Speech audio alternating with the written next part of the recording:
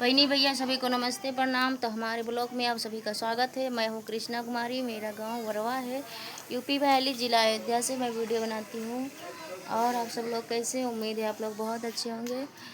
तो अभी मैं वीडियो शूट कर रही थी, तो वीडियो शूट करके मुझे टाइम मिला, तो अब मैं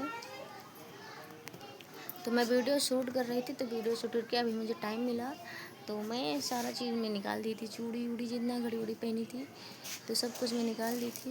वहाँ पर मैं शूट करती हूँ जहाँ मेरी कुर्सी रखी है।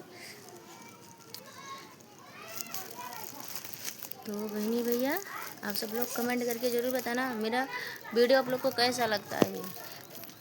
आप लोग के एक कमेंट से बहुत हिम्मत आती है वीडियो बनाने में, सच में बता रही हूँ मैं। तो भाई बहन अपना प्यार और आशीर्वाद ऐसे मेरे ऊपर बरकरार बनाए रखना। और सभी भाई बहन को राम राम, नमस्ते, बाय बाय।